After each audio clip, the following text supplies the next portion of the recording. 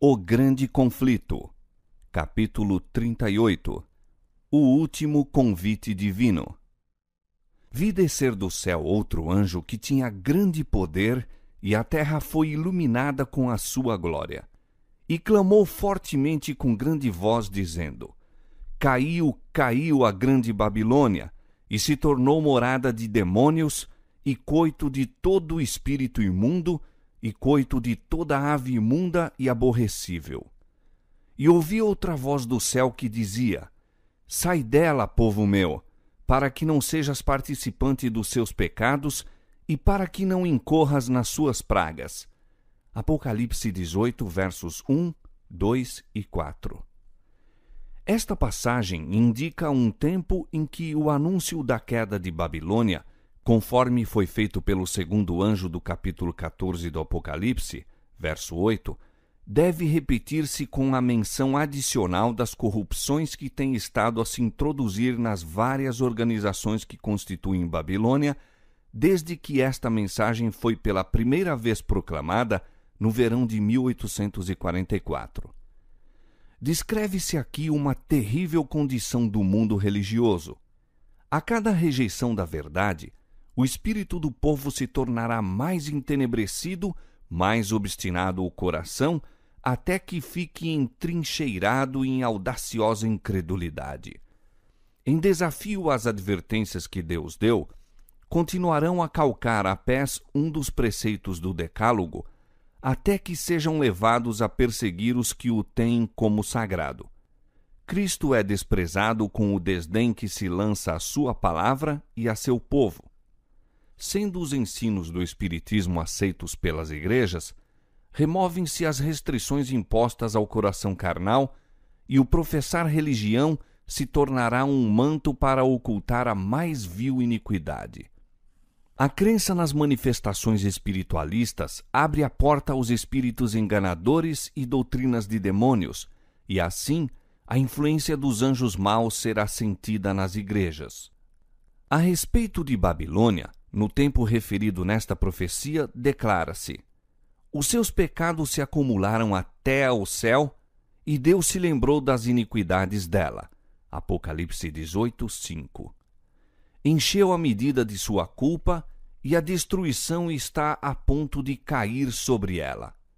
Mas Deus ainda tem um povo em Babilônia, e antes de sobrevirem seus juízos, esses fiéis devem ser chamados a sair, para que não sejam participantes dos seus pecados e não incorram nas suas pragas. Esta a razão de ser o movimento simbolizado pelo anjo descendo do céu, iluminando a terra com sua glória e clamando fortemente com grande voz, anunciando os pecados de Babilônia. Em relação com a sua mensagem, ouve-se a chamada: Sai dela, povo meu! Estes anúncios, unindo-se à mensagem do terceiro anjo, constituem a advertência final a ser dada aos habitantes da terra. Terrível é a crise para a qual caminha o mundo. Os poderes da terra, unindo-se para combater os mandamentos de Deus, decretarão que todos, pequenos e grandes, ricos e pobres, livres e servos, se conformem aos costumes da igreja pela observância do falso sábado. Apocalipse 13, 16. Todos os que se recusarem a conformar-se serão castigados pelas leis civis e declarar-se-á finalmente serem merecedores de morte. Por outro lado, a lei de Deus que ordena o dia de descanso do Criador exige obediência e ameaça com a ira divina todos os que transgredirem os seus preceitos. Esclarecido assim o assunto, quem quer que pise a lei de Deus para obedecer a uma ordenância humana, recebe o sinal da besta. Aceita o sinal de submissão ao poder a que prefere obedecer em vez de Deus. A advertência do céu é: se alguém adorar a besta e a sua imagem, e receber o sinal na sua testa ou na sua mão, também o tal beberá do vinho da ira de Deus, que se deitou, não misturado, no cálice da sua ira. Apocalipse capítulo 14, versos 9 e 10. Mas ninguém deverá sofrer a ira de Deus antes que a verdade se lhe tenha apresentado ao espírito e consciência e haja sido rejeitada. Há muitos que nunca tiveram oportunidade de ouvir as verdades especiais para este tempo. A obrigatoriedade do quarto mandamento nunca lhes foi apresentada em sua verdadeira luz.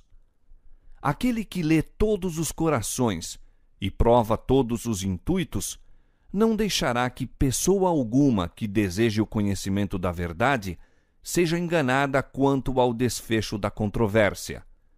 O decreto não será imposto ao povo cegamente. Cada qual receberá esclarecimento bastante para fazer inteligentemente a sua decisão. O sábado será a pedra de toque da lealdade, pois é o ponto da verdade especialmente controvertido. Quando sobrevier aos homens a prova final, traçar-se-á a linha divisória entre os que servem a Deus e os que não o servem. Ao passo que a observância do sábado espúrio em conformidade com a lei do Estado, contrária ao quarto mandamento, será uma declaração de fidelidade ao poder que se acha em oposição a Deus, é a guarda do verdadeiro sábado, em obediência à lei divina, uma prova de lealdade para com o Criador. Ao passo que uma classe, aceitando o sinal de submissão aos poderes terrestres, recebe o sinal da besta, a outra, preferindo o sinal da obediência à autoridade divina, recebe o selo de Deus. Até aqui, os que apresentavam as verdades da mensagem do terceiro anjo foram muitas vezes considerados como simples alarmistas. Suas predições de que a intolerância religiosa alcançaria predomínio nos Estados Unidos, de que a Igreja e o Estado se uniriam para perseguir os que guardam os mandamentos de Deus, foram declaradas sem fundamento e absurdas. Afirmou-se confiantemente que esse país jamais se poderia tornar outro que não o que tem sido, defensor da liberdade religiosa. Mas, ao ser a questão da obrigatoriedade da observância do domingo amplamente agitada, vê-se aproximar o fato há tanto tempo duvidado e descrido, e a terceira mensagem produzirá um efeito que antes não seria possível produzir. Em todas as gerações, Deus tem enviado seus servos para repreender o pecado, tanto no mundo como na Igreja. Mas o povo deseja que se lhes falem coisas agradáveis, e a verdade clara e pura não é aceita. Muitos reformadores, ao iniciarem seu trabalho, decidiram-se a exercer grande prudência ao atacar os pecados da Igreja e da nação. Esperavam, pelo exemplo de uma vida cristã pura, fazer voltar o povo às doutrinas da Bíblia. Mas o Espírito de Deus veio sobre eles, assim como viera sobre Elias, impelindo-o a repreender os pecados de um rei ímpio e de um povo apóstata. Não podiam conter-se de pregar as claras asserções da Escritura Sagrada, doutrinas que tinham sido relutantes em apresentar. Sentiam-se forçados a declarar zelosamente a verdade e o perigo que ameaçava as almas.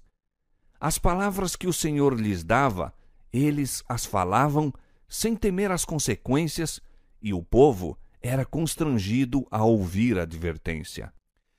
Assim será proclamada a mensagem do terceiro anjo.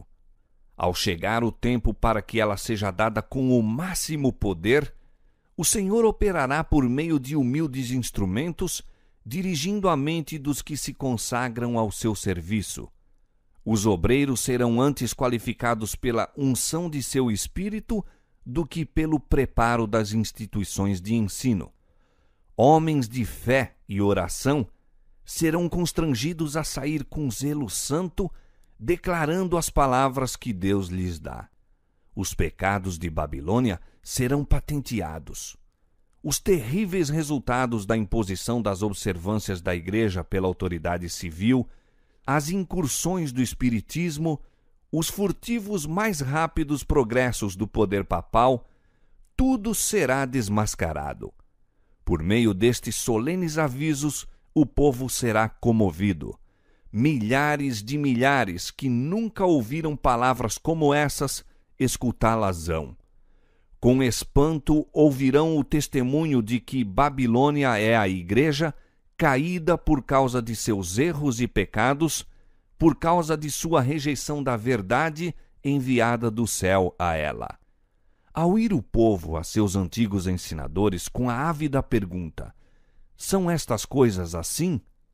Os ministros apresentam fábulas, profetizam coisas agradáveis, para acalmar-lhes os temores e silenciar a consciência despertada.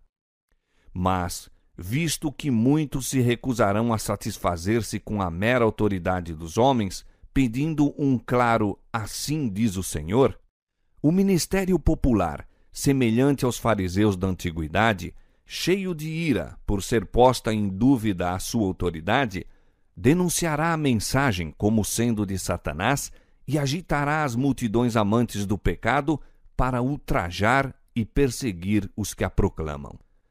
Estendendo-se a controvérsia a novos campos, e sendo a atenção do povo chamada para a lei de Deus calcada a pés, Satanás entrará em ação. O poder que acompanha a mensagem apenas enfurecerá os que a ela se opõem. O clero empregará esforços quase sobre-humanos para excluir a luz, receoso de que ilumine seus rebanhos. Por todos os meios ao seu alcance, esforçar-se-á por evitar todo estudo destes assuntos vitais. A Igreja apelará para o braço forte do poder civil e nesta obra unir-se-ão romanistas e protestantes. Ao tornar-se o movimento em prol da imposição do domingo mais audaz e decidido, invocar-se-á a lei contra os observadores dos mandamentos. Serão ameaçados com multas e prisão, e alguns se oferecerão posições de influência e outras recompensas e vantagens, como engodo para renunciarem à sua fé. Mas sua perseverante resposta será: mostrai-nos pela palavra de Deus o nosso erro, a mesma que foi apresentada por Lutero sob idênticas circunstâncias. Os que forem citados perante os tribunais defenderão desassombradamente a verdade, e alguns que os ouvirem serão levados a decidir-se a guardar todos os mandamentos de Deus. Assim a luz chegará a milhares que de outra maneira nada saberiam destas verdades. A conscienciosa obediência à palavra de Deus será considerada rebeldia. Cegado por Satanás, o pai exercerá aspereza e severidade para com o filho crente. O patrão ou a patroa oprimirá o empregado que observe os mandamentos. A afeição será alienada, filhos serão deserdados e expulsos do lar. Cumprir-se-ão literalmente as palavras de Paulo: todos os que piamente quiserem viver em Cristo Jesus padecerão perseguições. 2 Timóteo 3:12. Como os defensores da verdade se recusem a honrar o descanso dominical, alguns deles serão lançados na prisão, exilados, e outros tratados como escravos. Para a sabedoria humana, tudo isto parece agora impossível. Mas, ao ser retirado dos homens o Espírito de Deus, o qual tem o poder de reprimi-los, e ao ficarem eles sob o governo de Satanás, que odeia os preceitos divinos, hão de acontecer coisas estranhas. Quando o temor e o amor de Deus são removidos, o coração pode tornar-se muito cruel. Ao aproximar-se a tempestade, uma classe numerosa que tem professado fé na mensagem do terceiro anjo, mas não tem sido santificada pela obediência à verdade, abandona sua posição, passando para as fileiras do adversário. Unindo-se ao mundo e participando de seu espírito, chegaram a ver as coisas quase sob a mesma luz, e, em vindo à prova, estão prontos a escolher o lado fácil, popular. Homens de talento e maneiras agradáveis, que se haviam já regozijado na verdade, empregam sua capacidade em enganar e transviar as almas. Tornam-se os piores inimigos de seus antigos irmãos. Quando os observadores do sábado forem levados perante os tribunais para responder por sua fé, estes apóstatas serão os mais ativos agentes de Satanás para representá-los falsamente e os acusar, e por meio de falsos boatos e insinuações, incitar os governantes contra eles. Neste tempo de perseguição, provar-se-á a fé dos servos do Senhor. Deram fielmente a advertência, seguindo tão somente a Deus e sua palavra. O Espírito Divino, atuando em seu coração, constrangeu-os a falar. Estimulados por um santo zelo e forte impulso divino, cumprem seu dever sem deter-se para calcular as consequências de falar ao povo a palavra que o Senhor lhes dera. Não consultaram seus interesses temporais, tampouco procuraram defender sua reputação ou vida.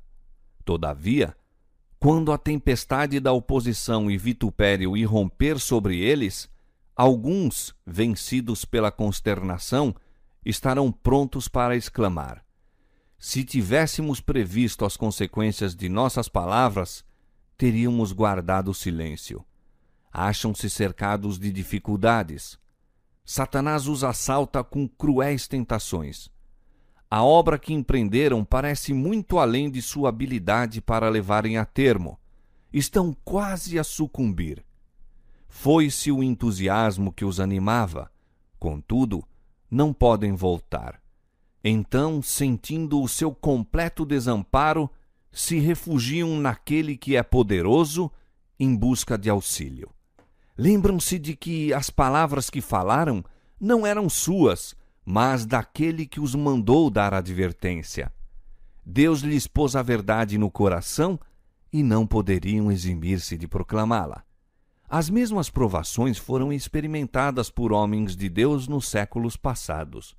Wycliffe, Hus, Lutero, Tyndale, Baxter, Wesley insistiam em que todas as doutrinas fossem submetidas à prova da Bíblia, declarando que renunciariam a tudo que esta condenasse. Contra esses homens desencadeou-se a perseguição com fúria implacável. Não cessaram, todavia, de declarar a verdade.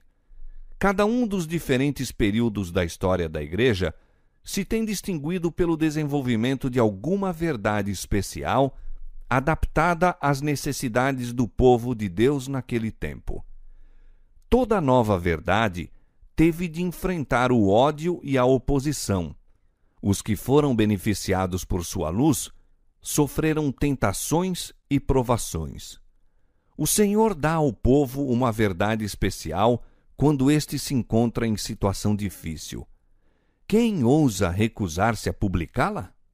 Ele ordena a seus servos que apresentem o último convite de misericórdia ao mundo. Eles não podem permanecer silenciosos a não ser com perigo de sua alma. Os embaixadores de Cristo nada têm que ver com as consequências. Devem cumprir seu dever e deixar os resultados com Deus. Assumindo a oposição caráter mais violento, os servos de Deus de novo ficam perplexos, pois lhe parece que eles motivaram a crise. Mas a consciência e a palavra de Deus lhes asseguram que sua conduta é correta, e conquanto continuem as provações, são fortalecidos para suportá-las. A luta se torna mais renhida e acirrada, mas a sua fé e coragem aumentam com o perigo. Seu testemunho é: não ousamos tentar alterações na palavra de Deus, dividindo a sua santa lei, dizendo ser essencial uma parte ou outra não, com o fito de alcançar o favor do mundo. O Senhor a quem servimos é capaz de nos livrar. Cristo venceu os poderes da terra. A recear-nos-emos de um mundo já vencido? A perseguição, em suas várias modalidades, é o desenvolvimento de um princípio que subsistirá enquanto existir Satanás e tiver o cristianismo poder vital. Ninguém poderá servir a Deus sem atrair contra si a oposição das hostes das trevas. Anjos maus o assaltarão, alarmados de que a sua influência lhes esteja arrebatando a presa. Homens maus, reprovados pelo seu exemplo, unir-se-ão àqueles procurando separar de Deus tal pessoa por meio de sedutoras tentações. Quando estas não surtem o efeito esperado, recorre-se ao poder compulsório para forçar a consciência. Mas, enquanto Jesus permanece como intercessor do homem no santuário celestial, a influência repressora do Espírito Santo é sentida pelos governantes e pelo povo. Essa influência governa ainda, até certo ponto, as leis do país. Não fossem estas, e a condição do mundo seria muito pior do que ora é.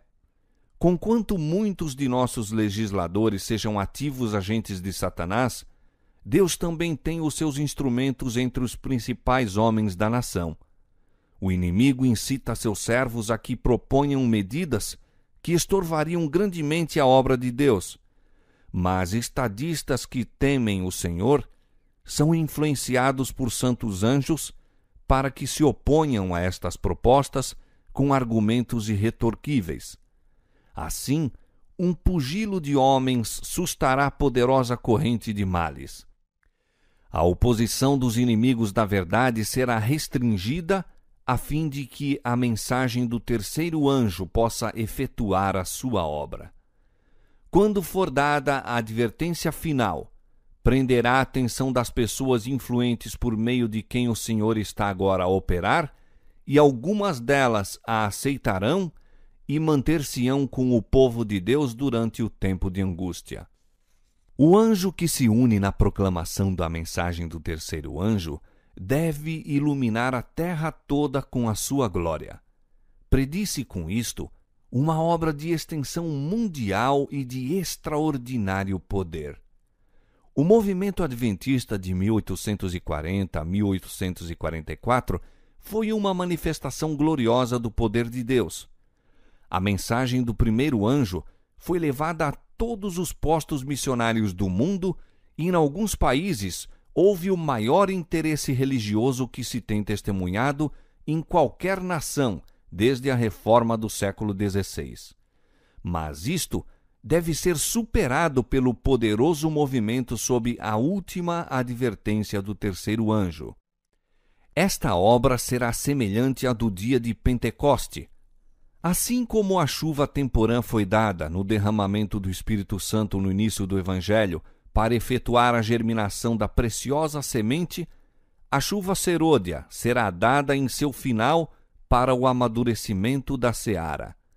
Conheçamos e prossigamos em conhecer o Senhor, como a alva será a sua saída, e ele a nós virá como a chuva serôdia que rega a terra. Oséias 6, 3. E vós, filhos de Sião, regozijai-vos e alegrai-vos no Senhor vosso Deus, porque ele vos dará ensinador de justiça e fará descer a chuva, a temporã e a serôdia. Joel 2, 23. E nos últimos dias acontecerá, diz Deus, que do meu espírito derramarei sobre toda a carne. E acontecerá que todo aquele que invocar o nome do Senhor será salvo. Atos capítulo 2, versos 17 e 21. A grande obra do Evangelho não deverá encerrar-se com menor manifestação do poder de Deus do que a que assinalou o seu início. As profecias que se cumpriram no derramamento da chuva temporã no início do Evangelho devem novamente cumprir-se na chuva serôdia no final do mesmo. Eis aí os tempos do refrigério que o apóstolo Pedro esperava quando disse: Arrependei-vos, pois, e convertei-vos, para que sejam apagados os vossos pecados e venham assim os tempos do refrigério pela presença do Senhor, e envie ele a Jesus Cristo. Atos capítulo 3, versos 19 e 20. Servos de Deus, com o rosto iluminado e a resplandecer de santa consagração, apressar-se-ão de um lugar para outro para proclamar a mensagem do céu. Por milhares de vozes em toda a extensão da terra será dada a advertência. Operar-se-ão prodígios, os doentes serão curados, e sinais e maravilhas seguirão aos crentes. Satanás também opera com prodígios de mentira, fazendo mesmo descer fogo do céu à vista dos homens. Apocalipse 13:13. Assim, os habitantes da terra serão levados a decidir-se. A mensagem há de ser levada não tanto por argumentos, como pela convicção profunda do Espírito de Deus. Os argumentos foram apresentados. A semente foi semeada e agora brotará e frutificará. As publicações distribuídas pelos missionários têm exercido sua influência. Todavia, muitos que ficaram impressionados foram impedidos de compreender completamente a verdade ou de lhe prestar obediência. Agora, os raios de luz penetram por toda a parte. A verdade é vista em sua clareza e os leais filhos de Deus cortam os liames que os têm retido. Laços de família, relações na igreja são impotentes para os deter agora. A verdade é mais preciosa do que tudo mais. Apesar das forças arregimentadas contra a verdade, grande número se coloca ao lado do Senhor.